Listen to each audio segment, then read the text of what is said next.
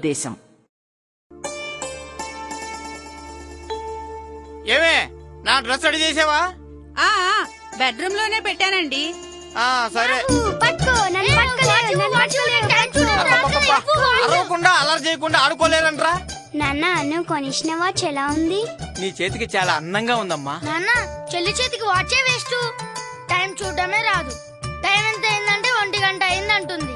ఇప్పుడు టైం చూస్తే ఉదయం 9 అవుతుంది. కావాలంటే చూడు నాన్న, నా వాచ్ లో టైం అంతే ఉంది.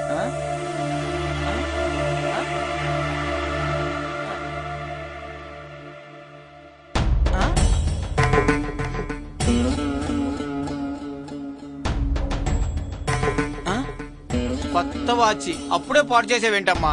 నేనేం చేయలేదు నాన్న, ఇప్పుడే ఫస్ట్ టైం పెట్టుకున్నాను. కాఫీ తీసుకోండి.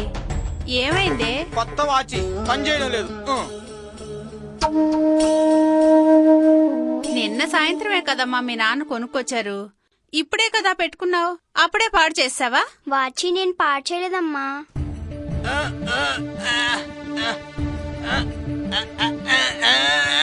సుజాత, సుజాత, వస్తున్నానండి. ఏంటిది? రఘు గారు షర్టు పెట్టావు, నేను ఎలా వేసుకోను? ఇంకా నయం, అది మీ షర్టేనండి. మొన్న ఉగాది కొన్నారే రెడీమేడ్ బ్రాండెడ్ అని, అది. ఇదేంటి మరీ టైట్ గా ఉంది, అసలు పట్టడం లేదు. ఏమోనండి, ఒక్క ఉతికే పడింది. ఇంకోటి తీసివు.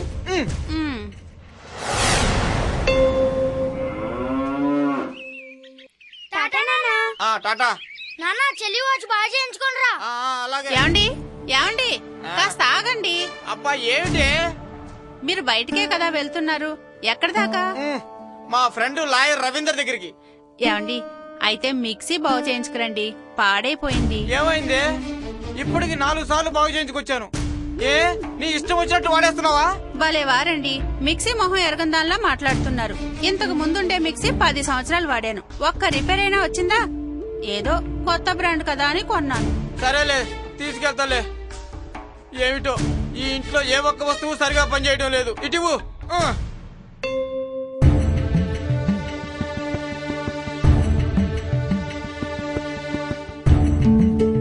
రవీంద్ర, రండి మాస్టారు రండి. స్కూల్ కి సెలవులు, హ్యాపీగా ఎంజాయ్ చేస్తున్నారు. ఏమి హ్యాపీసో ఏమి ఎంజాయ్మెంట్సో. అవసరం అనుకుని అనవసరంగా కొనడం, వాటిని తీసుకుని 2వ రోజు నుంచే రిపేర్లుకని షాపుల చుట్టూ మెకానిక్ల చుట్టూ తిరగడం. ఓహో అదా ప్రాబ్లం. ఇంతకీ ఏం పాడయ్యాయి? ఏం పాడవలేదు అని అడుగు. సంచిలో మిక్సీ ఉంది, జేబులో వాచి ఉంది, ఇంకా ఇంట్లో బోలెడని వస్తువులు. ఏ ఒక్కటి సరిగా పనిచేయడం లేదు, ఏ ఒక్కటి సరిగా ఉపయోగపడటం లేదు. ఈ కష్టం బాధ నీ ఒక్కడికే కాదు, ప్రపంచంలో ప్రతి వినియోగదారుడు ఏదో వస్తువు విషయంలో ఏదో సందర్భంలో ఎదుర్కొంటున్నదే. వినియోగదారుడా అంటే వినియోగించుకునేవాడు? అవును, ఏ వస్తువునైనా డబ్బు పెట్టుకుని ఉపయోగించుకునేవాడు వినియోగదారుడు. వినియోగదారులుగా మనకి కొన్ని హక్కులున్నాయి. వాటిని వ్యాపారులు, ఉత్పత్తిదారులు గౌరవించకపోతే, ఖాతరు చేయకపోతే మనం ఊరుకోవాల్సిన అవసరం లేదు. అబ్బా నీకే, నువ్వు లాయరు కాబట్టి ఏదో శిక్షలని పనిష్మెంట్లని వాళ్ళనేదో విధంగా దారిలో తెచ్చుకోగలవు. సార్ బయలుదేరొచ్చా? అంతా రెడీ సార్, రండి. సరే పద. మీ సందేహాలకి, అపనమ్మకాలకి, అమాయకత్వానికి, అజ్ఞానానికి అన్నిటికీ సమాధానాలు, సమస్యలకు పరిష్కారాలు అక్కడ దొరుకుతాయి. ఎక్కడికి? నేనెందుకు? ముందు నువ్వు పద, అన్నీ నీకే తెలుస్తాయి.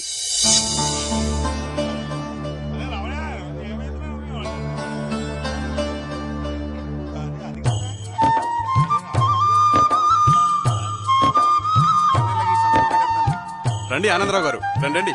సార్ లాయర్ గారు. నమస్కారం సర్పంచ్ గారు. నమస్కారం అండి. అందరికీ నమస్కారం. ఏంటి ప్లేడర్ గారు, అందరినీ ఇక్కడికి రమ్మని కబురు పంపించారు, ఏదో బ్యానర్ కూడా కట్టించారు, ఏదో సంఘం లాంటి పెడుతున్నారట?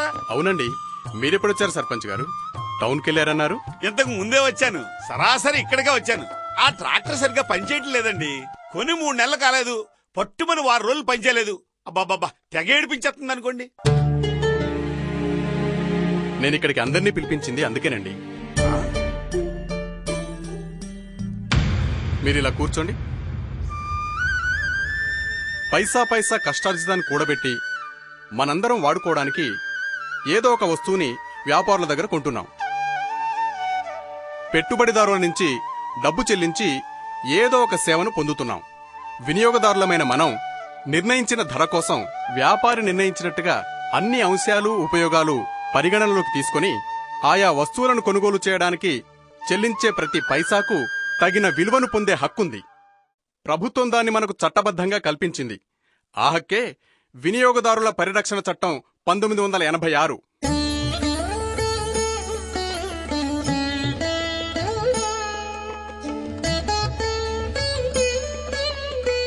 దీని గురించి పూర్తిగా సవివరంగా మీ అందరికీ వివరించి స్వార్థపరులైన వ్యాపారుల చేతుల్లో మోసపోతున్న మనలోనూ మనలాంటి వినియోగదారులందరిలోనూ అవగాహన, చైతన్యం కలిగించడానికి ఇలా అందర్నీ పోగు చేశాను. చట్టం ఏదో అన్నారు, వినియోగదారులకి దానికి సంబంధం ఏంటండి? ఆ చట్టమే వినియోగదారుల పరిరక్షణ చట్టం 1986. ఈ చట్టం వినియోగదారులైన మనందరికీ కొన్ని హక్కులు కల్పిస్తుంది, వాటిని పరిరక్షిస్తోంది. ఆ హక్కుల్ని అతిక్రమించే వారిపై చట్టపరమైన చర్యలు తీసుకునే అవకాశాన్ని కల్పిస్తోంది. భారత పార్లమెంట్ 1986 డిసెంబర్లో ఈ వినియోగదారుల పరిరక్షణ చట్టం చేసింది. స్వార్థపరులు, సంకుచిత స్వభావులు అయిన వ్యాపారుల దురాశ బారి నుంచి నిస్సహాయులు, అమాయకులు అయిన వినియోగదారులకు తగిన భద్రత, రక్షణ కల్పించడమే ఈ చట్టం ప్రధాన ధ్యేయం. కేంద్ర ప్రభుత్వం మినహాయించిన కొన్ని వస్తువులు, సేవలు మినహా డబ్బుతో కొనే అన్ని వస్తువులు, సేవల విషయంలో ఇది వర్తిస్తుంది. ప్రభుత్వ, ప్రైవేటు సహకార రంగాలన్నీ ఈ చట్టం పరిధిలోకి వస్తాయి. ఈ చట్టంలోని అంశాలన్నీ పరిహారాత్మకమైనవే. అంటే ఈ చట్టంలోని శిక్షలన్నీ వినియోగదారుడికి తగిన పరిహారాన్ని చెల్లించడమే. ఈ చట్టం సులువైన, వేగవంతమైన, చవకైన న్యాయ సహాయాన్ని అందిస్తుంది. ఇది జిల్లా, రాష్ట్ర, జాతీయ స్థాయిల్లో వినియోగదారుల పరిరక్షణ సమితిల ఏర్పాటుకు దోహదపడింది. ఇవి ప్రజల, ప్రభుత్వ భాగస్వామ్యంతో నడుస్తాయి. వినియోగదారుల హక్కుల పరిరక్షణ పట్ల ఆసక్తి ఉన్నవారు, ఉన్న సంస్థలు ఈ సమితుల్లో భాగస్వాములు కావచ్చు. ఈ సమితుల ప్రధాన లక్ష్యం వ్యవస్థలోని వినియోగదారుల హక్కులను, ప్రయోజనాలను కాపాడడం, వాటి గురించి అవగాహన పెంచడం. 3 స్థాయిల్లో జిల్లా ఫోరం, రాష్ట్ర కౌన్సిల్, జాతీయ కౌన్సిల్ గా పనిచేసే ఈ వినియోగదారుల సమస్యలను పరిష్కరించే న్యాయ వ్యవస్థలకు జిల్లా స్థాయిలో జిల్లా న్యాయమూర్తి, రాష్ట్ర స్థాయిలో పదవి విరమణ చేసిన హైకోర్టు న్యాయమూర్తి, జాతీయ స్థాయిలో పదవి విరమణ చేసిన సుప్రీంకోర్టు న్యాయమూర్తి అధ్యక్షులుగా వ్యవహరిస్తారు.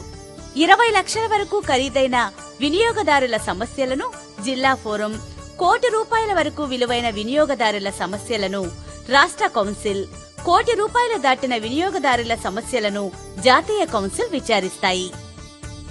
అసలు ఇంతకీ ఈ చట్టం కింద వినియోగదారుడికి లభించే హక్కులేంటి? చెప్తాను. మన ప్రాణాలకు, ఆస్తులకు హానికరమైన వస్తువులు, సేవల నుంచి రక్షణ పొందే హక్కు. వినియోగదారుడు వ్యాపారుల అక్రమాలకు బలవ్వకుండా ఆయా వస్తువులు, సేవలకు సంబంధించిన నాణ్యత, పరిణామం, స్వచ్ఛత, ప్రమాణం, ధరల గురించిన పూర్తి సమాచారం పొందే హక్కు. వైవిధ్యభరితమైన వస్తువులు, సేవలు సముచిత ధరలకు పొందే హక్కు. వినియోగదారుల ప్రయోజనాల పరిరక్షణకు అవసరమైన హామీని పొందే హక్కు. అక్రమ వ్యాపార ధోరణులు, నిషేధిత వ్యాపార లావాదేవీలను నియంత్రించి వినియోగదారుడు దోపిడీ పాలవకుండా ఆపే హక్కు. వినియోగదారులకు అవసరమైన విజ్ఞానాన్ని పొందే హక్కు. వినియోగదారులు ఎదుర్కొనే వివాదాల్లో సులువైన, వేగవంతమైన పరిష్కారం పొందే హక్కు. ఇవన్నీ వినియోగదారులకు వినియోగదారుల పరిరక్షణ చట్టం 1986 కల్పించిన హక్కులు.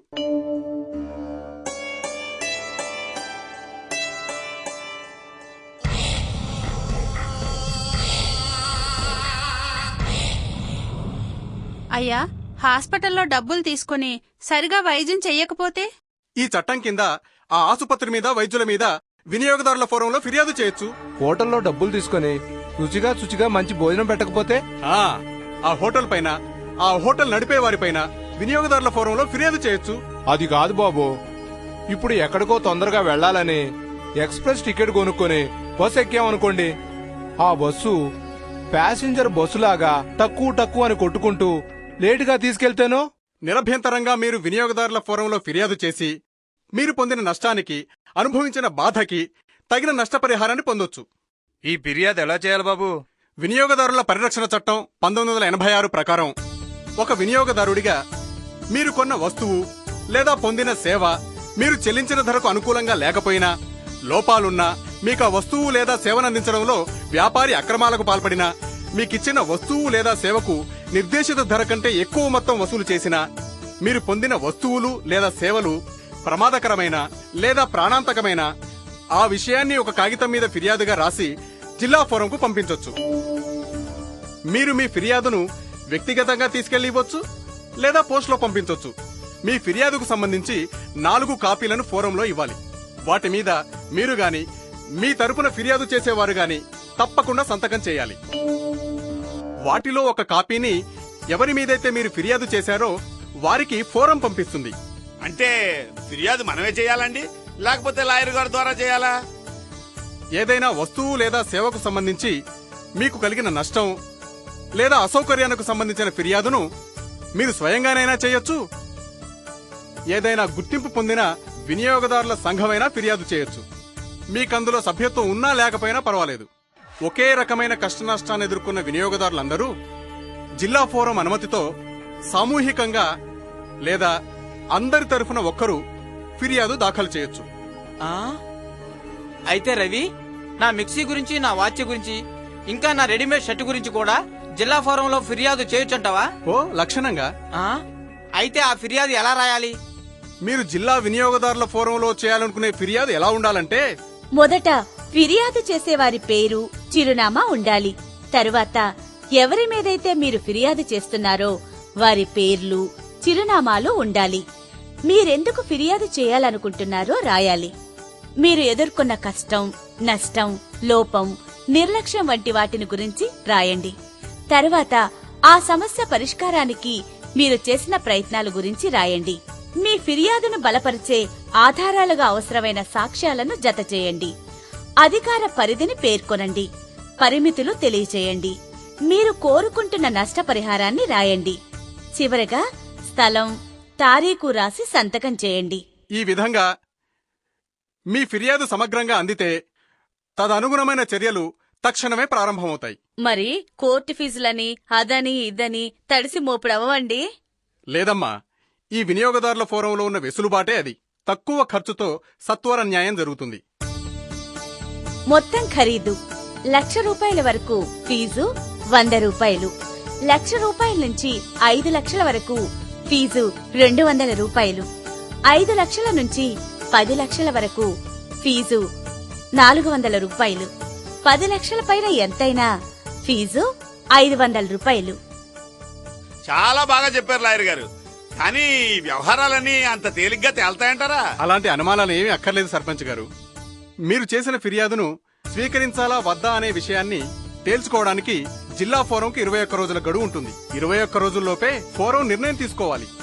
జిల్లా ఫోరం ఫిర్యాదును స్వీకరిస్తే మీరు సమర్పించిన ఫిర్యాదు కాపీల్లో ఒకదాన్ని 21 రోజుల్లోపు ప్రతివాదికి ఫోరం పంపిస్తుంది. ఆ నోటీసుకు సమాధానం ఇవ్వడానికి ప్రతివాదికి 30 రోజుల గడువు ఉంటుంది. మరో 15 రోజులు ఈ గడువు పొడిగించే అవకాశం ఉంటుంది. ప్రతివాదులు ఫిర్యాదులోని అంశాలతో విభేదించినా, వ్యతిరేకించినా, సకాలంలో సమాధానం ఇవ్వకపోయినా వివాదాన్ని పరిష్కరించే ప్రయత్నాన్ని జిల్లా వినియోగదారుల ఫోరం ఇస్తుంది. జిల్లా ఫోరం తీర్పు వ్యతిరేకంగా వస్తే స్టేట్ కమిషన్లో జిల్లా ఫోరం తీర్పును వ్యతిరేకిస్తూ 30 రోజులు అప్పీల్ చేసుకోవచ్చు. రాష్ట్ర కమిషన్ నిర్ణయం పట్ల సంతృప్తి చెందకపోతే జాతీయ కమిషన్లోనూ, జాతీయ కమిషన్ తీర్పు కూడా సంతృప్తి పరచకపోతే సుప్రీంకోర్టులో అప్పీల్ చేసుకోవచ్చు. వాళ్ళిచ్చే తీర్పులు వినియోగదారులుగా మనకు ఎంతవరకు ఎలా ఉపయోగకరంగా ఉండొచ్చండి? మీరు కొన్న వస్తువుల్లోని లోపాల్ని సరిచేయమని ఆదేశించవచ్చు. ఆ వస్తువులకు బదులు వాటికున్న లోపాలేమీ లేని కొత్త వస్తువులు ఇవ్వమని ఆదేశించవచ్చు. ఆయా వస్తువుల కోసం మీరు చెల్లించిన డబ్బు తిరిగి ఇప్పించవచ్చు. వినియోగదారునికి కలిగిన నష్టం లేదా ప్రమాదానికి కారణమైన ప్రతివాది నిర్లక్ష్యానికి శిక్షగా నష్టపరిహారాన్ని చెల్లించమనవచ్చు. సేవలలో తలెత్తిన లోపాలను పరిష్కరించమనవచ్చు. ఆగండి. ఇక్కడితో అంతా అయిపోలేదు. ఇప్పుడే అసలు కథ మొదలైంది.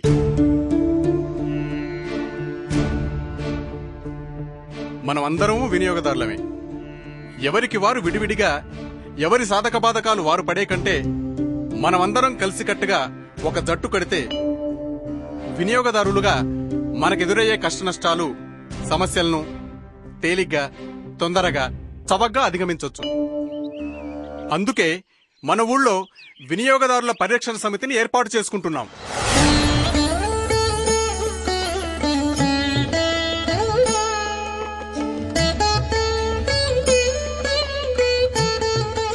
వినియోగదారులుగా మనం ఎదుర్కొనే సమస్యలన్నీ ఈ సమితి జిల్లా ఫోరం దృష్టికి తీసుకెళ్లి మన సమస్యలన్నీ పరిష్కరిస్తుంది. మీరేమంటారు? చాలా బాగుందండి. మేమంతా మీతో పాటు నడిచి వినియోగదారుల హక్కుల పరిరక్షణకు చేయగలిగినంత చేస్తాం. అవును రవి, నువ్వు మాతో వినియోగదారుల పరిరక్షణ చట్టం గురించి, వినియోగదారులకున్న హక్కుల గురించి కలిగించిన అవగాహన, చైతన్యం మాలో కొత్త ఉత్సాహాన్ని, ఆత్మవిశ్వాసాన్ని నింపాయి. నేను నీతో కలిసి ఈ మంచి పనికి పాటుపడతా. మా స్కూల్లో పిల్లల్లో కూడా ఈ స్ఫూర్తిని పెంచుతా. అయ్యా, మేమంతా ఈ వినియోగదారుల ఉద్యమంలో మేం మీకు తోడుగా అడిగేస్తాం బాబు. ఏమంటారు?